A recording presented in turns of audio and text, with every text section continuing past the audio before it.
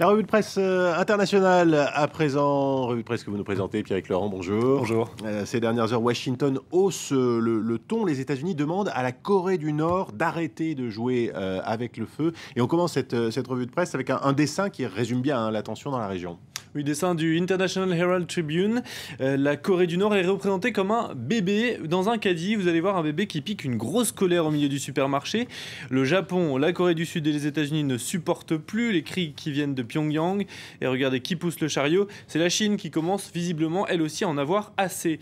Alors cette crise coréenne fait justement l'objet d'un éditorial dans le China Daily pour qui la situation est dangereuse. Tout mauvais calcul de la part de l'un de ses acteurs pourrait être désastreux pour toute la région. La Chine n'acceptera pas ce remue-ménage à sa porte. Le message est clair, Pékin s'opposera à toute initiative visant à résoudre cette crise par la force. Ton, on le voit de plus en plus ferme de la part du plus proche allié de Pyongyang. Et puis le Japon, lui, estime qu'il y a dans cette crise un acteur qui est beaucoup plus discret mais très présent, c'est l'Iran. Oui, c'est l'analyse faite ce matin par le Japan Times. Bien que la Corée du Nord et l'Iran soient séparés par des milliers de kilomètres, ils sont liés directement et indirectement dans cette crise. Si la communauté internationale échoue à offrir une réponse ferme aux démonstrations de force de la Corée du Nord, eh bien elle enverra dans le même temps un signal à l'Iran qui cherche lui aussi, on le sait, à se doter de l'arme nucléaire. Si vous laissez la Corée du Nord poursuivre ses essais sans une réponse forte, l'Iran n'aura aucun scrupule à poursuivre ses propres ambitions.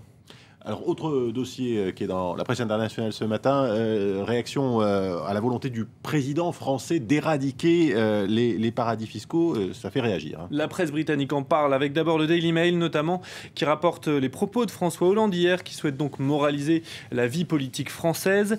Le Daily Mail explique que la série de mesures annoncées hier viennent en réponse au scandale créé par l'affaire Cahuzac. Il s'agit donc de lutter contre la fraude fiscale et la corruption. Alors pour le journal allemand, cette fois Der Spiegel, François Hollande se pose en apôtre de la vertu. Le chef de l'État fait un nettoyage de printemps moral.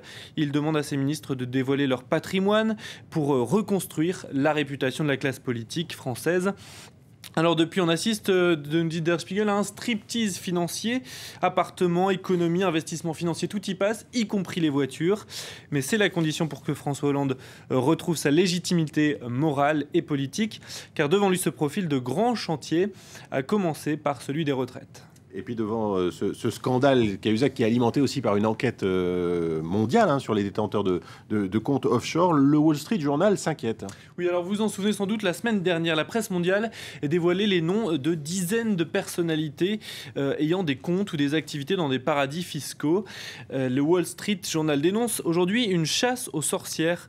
Le principe de cette enquête, explique le quotidien, c'est que toute personne qui a un compte offshore est un criminel. Or, c'est un argument qui n'est pas tenable. D'abord, il n'est pas illégal d'avoir un compte dans un paradis fiscal. Ensuite, beaucoup de gens ont des comptes dans ces pays pour des raisons très valables. Ce qui devrait nous préoccuper finalement, c'est aujourd'hui le nombre de gouvernements qui sont prêts à ne pas protéger les détenteurs de ces comptes.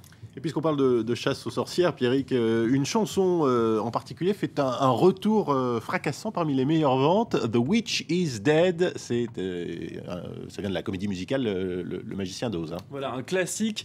Et la raison de ce retour fracassant est très claire, c'est directement lié à la mort de Margaret Thatcher. On en a beaucoup parlé depuis le début de la semaine, sa mort, on le sait, divise le pays. Et ceux qui détestaient Margaret Thatcher se sont lancés un étrange défi, faire en sorte que la chanson The Witch is Dead, la sorcière est morte donc, atteignent le sommet des charts en la téléchargeant un maximum. Donc les internautes se relaient pour télécharger cette chanson en permanence. Alors elle provient, vous l'avez dit, donc du classique de Wizard of Oz, le magicien d'Oz. Elle est chantée par Judy Garland. On va se regarder un petit extrait pour se souvenir de quoi il s'agit.